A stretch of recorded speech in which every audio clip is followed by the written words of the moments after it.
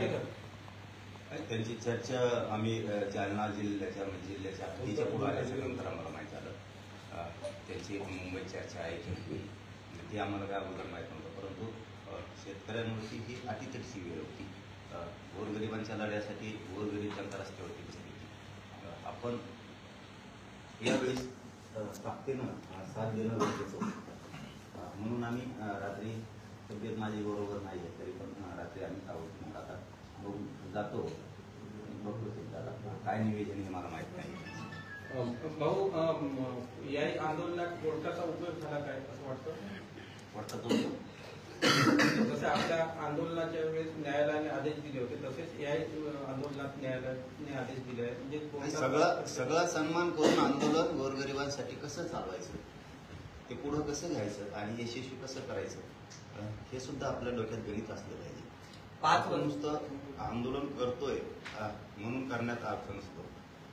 ज्या वेळेस जे संकट येतील सरकारच्या वतीनं न्यायदेवतेच्या माध्यमातून असू द्या, परंतु याला मुख्य कारणीभूत सरकार आहे. सरकारकडून जे षडयंत्र डावर रचले जाते त्याला तुडून आपण गोरगरिबांना विजयाकडे कसं न्यायचं हे आपल्यावरती असतं.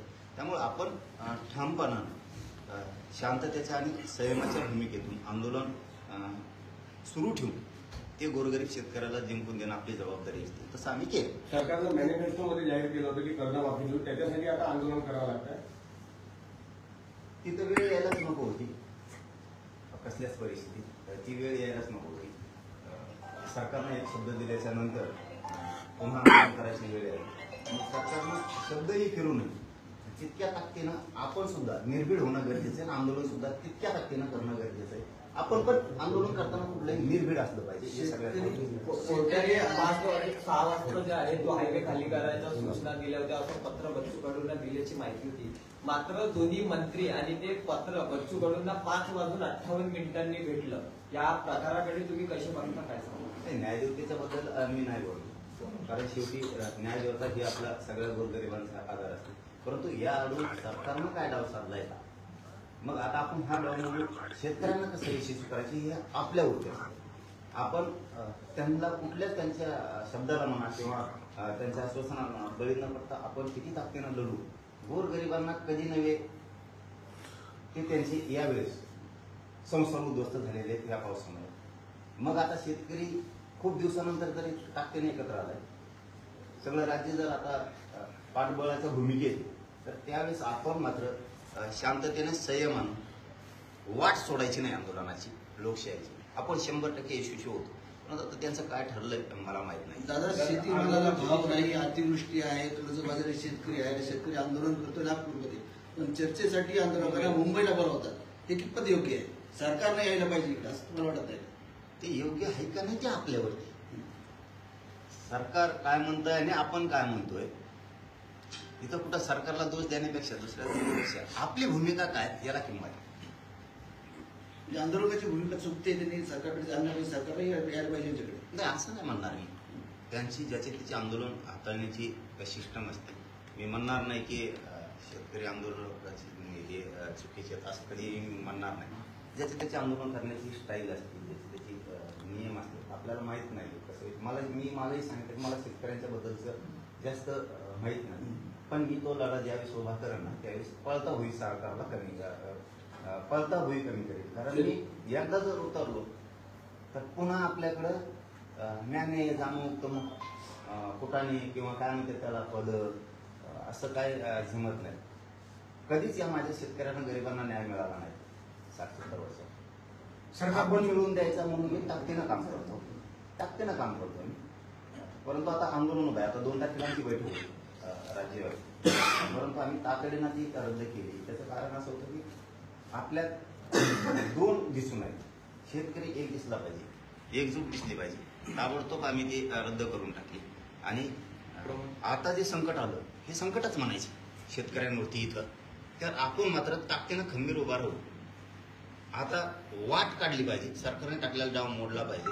म्हणून आम्ही रातोरात शेतकऱ्यांना काय आवाहन करा, आंदोलकांना सुद्धा शांतता. त्याच्याशिवाय आपण जिंकू शकत. आपण एकतर कुठल्याही मुद्द्यावरती आपण अगोदर ठाम असायला लागतं. आपण ठाम व्हायचं आणि शांततेत चालू द्यायचं. कोणी वाकड करत नाही. बच्चू कडू सारखा माणूस जगाने शेतकऱ्यांसाठी मैदानात उतरला.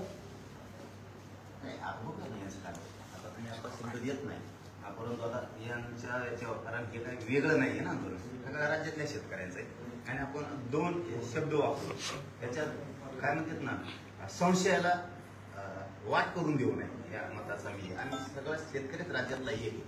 आता बघूया सरकार काय करत आहे त्याच्यानंतर नाही केलं मग मात्र सरकारनं पट्ट्यात घ्यायला. सरकार कर्जमाफी देईन की वेळ मारून देईन. योग्य वाट करते.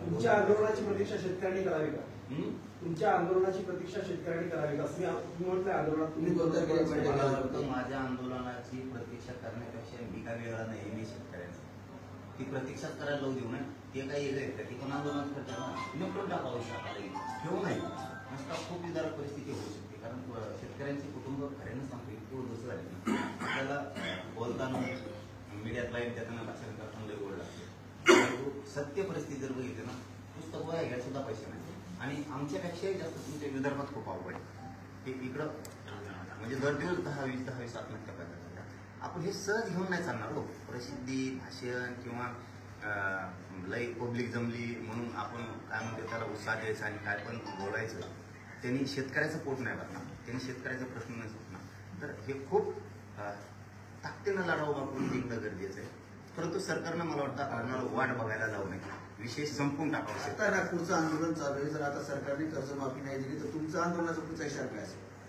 पुढचं पुढं बघू नये अशामुळे की हे बघा 2 कधीच दिसू नये माताचा मी आम्हाला नाही हाव म्हणजे ते लोक म्हणत असतील लगेच बघा इकडं नागपूरला आंदोलन सुरू असून तिकडं बैठक खुली मग आलंय का पुन्हा मोठेपणाचं किंवा नेतृत्वाचं हवा आले आपल्याला शेतकऱ्यापुढं काय देणं घेणं नाही फक्त एवढंच आहे की प्रत्येक आंदोलन करताना ठामपणानं करून ते जिंकणं पाहिजे या भूमिकेत आणि मी सगळ्यात महत्त्वाचं सांगतो माझं येण्याचं कारण म्हणजे जे काल प्रकार झाला जे रात्री प्रकार झाला आणि त्याच्यात आम्हाला असं वाटलं की अटीतटीची वेळ आहे गोरगरीब शेतकऱ्यांवरती आपण सगळ्यांनी उभा राहिलंच पाहिजे खंबीरपणा पण त्यानंतर त्यांचं काय ठरलं मला माहिती सरकार म्हणते आम्ही शेतकऱ्यांना मदत केली अतिवृष्टीग्रस्त शेतकऱ्यांना. पुढे केली आता जे अतिवृष्टीचा सर्वे झाला त्यानुसार काही 2500 करोड रुपयाची मदत केली असं सरकार सांगतंय. अरे बाबा ते काय होत नाही तुम्हाला ती आकडा दिसतो एकदा दाखवायचा आपण नाही म्हणत का तुम्हाला एक भाकर आणली इतक्या जणांना 5 जरी आणल्या तर पुरते आपल्याला ते असं ती आकडा दाखवतो फक्त 31-32 हजार कोटी आणि इथं नुकसानी या कार्याचं किती झाले ते तर बघा पीक विम्याचे पैसे नाही मालाला भाव नाही कर्जमुक्ती नाहीये मी म्हणतो हे विषय ना प्रत्येक वेळेस आपण मीडियात बोलण्यापेक्षा याच्यावर सभा घेण्यापेक्षा लोक जमून त्याच्यावरती काही चालवण्यापेक्षा ना ह्यो सगळ्या शेतकऱ्यांनी मिळून ह्या विषयाचा तुकडाच कायम पाडला पाहिजे त्याशिवाय हे शक्य नाही.